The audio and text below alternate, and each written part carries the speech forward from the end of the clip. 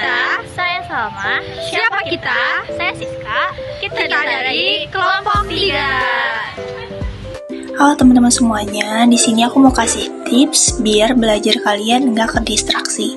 Pernah nggak sih kalian ngerasa kayak lagi fokus-fokus belajar, tiba-tiba ada notif dari WA, terus kalian buka dan malah keterusan buka TikTok?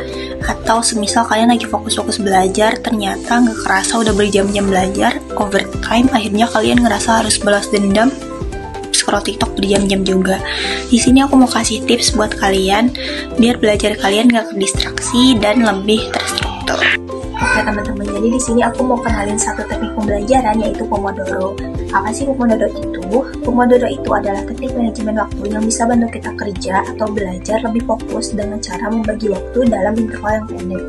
Semisal kita belajar selama 25 menit, kemudian kita istirahat selama 5 menit, atau kita belajar selama 30 menit, istirahat selama 10 menit. Itu bisa disesuaikan sesuai dengan kebutuhan dan juga kemauan teman-teman.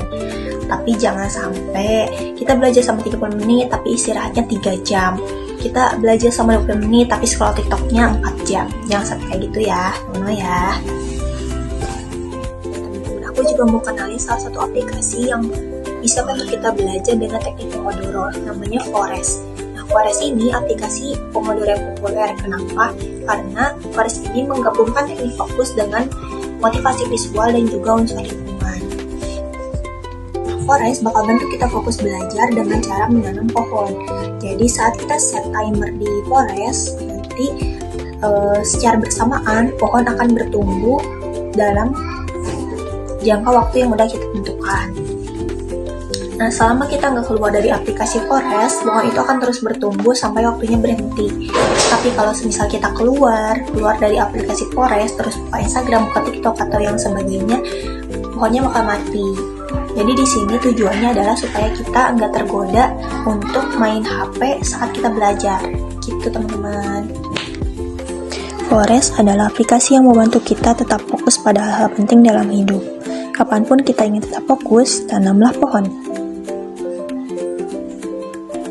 Pohon kita akan tumbuh sementara kita fokus pada pekerjaan kita. Tapi ketika kita meninggalkan aplikasi di tengah jalan, pohon kita akan mati. Tumbuhkan hutan kita sendiri, tetap fokus pada setiap hari, dan ubah kerja keras menjadi tanah hutan yang rimbun. Tetap fokus kapanpun dan dimanapun. Kerja di kantor, belajar di perpustakaan, dengan teman-teman. Tetap fokus dan tanam pohon asli di bumi. Sebanyak 1.923.813 pohon yang telah ditanam oleh Forest. Tim Forest bermitra dengan organisasi penanaman pohon sungguhan yang bernama Trees for the Future untuk menanam pohon sungguhan di bumi.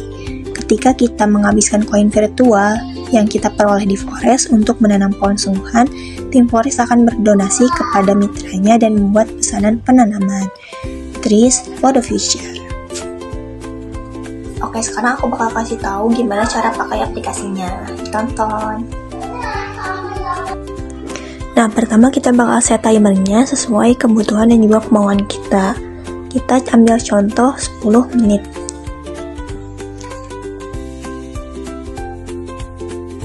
Oke, dari sini kita percepat ya.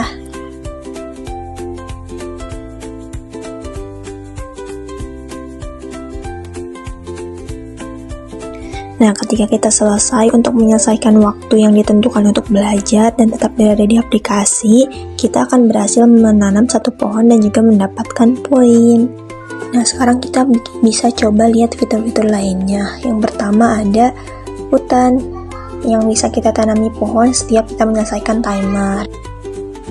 Kemudian ada timeline pohon pertama kita sampai ke jenis pohon berikutnya.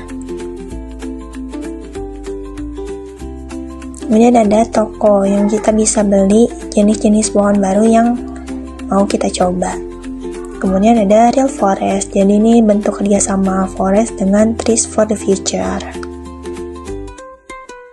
Di sini kita juga bisa memilih untuk deep focus, untuk menanam bersama, dan juga mengganti timer menjadi stopwatch. Nah, gimana teman-teman, keren kan? Jadi selain kita bisa fokus belajar, kita juga berkontribusi untuk menyelamatkan masa depan bumi. Yuk kita belajar pakai Forest.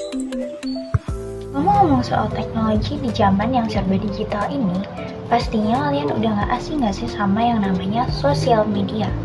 Setiap hari post dan update postingan, kira-kira siapa nih yang FYP atau algoritmanya? Random banget.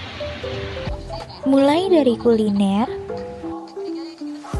fashion dan outfit of the day, tutorial makeup,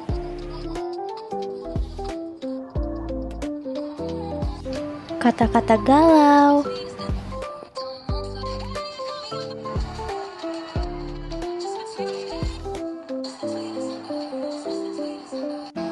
motivasi,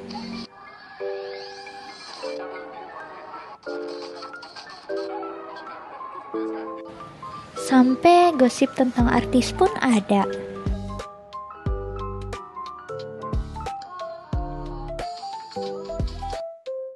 Alert nih bagi semuanya. Karena ternyata sosmed nih bukan cuma wadah untuk kalian update, tapi sosmed juga berperan sebagai cermin digital. Nah, siapa di sini juga yang tiap ada berita atau gosip yang captionnya dan headline-nya hot, suka langsung di-share ke temennya aja? Ayo, itu nggak bijak ya guys. So, sebelum jari kalian mengambil alih kontrol diri kalian, ada baiknya kalian make sure dulu berita itu tuh valid atau enggak sumbernya. Dan kalau ada orang yang mengadu domba, ada baiknya kalian langsung report dan blok aja.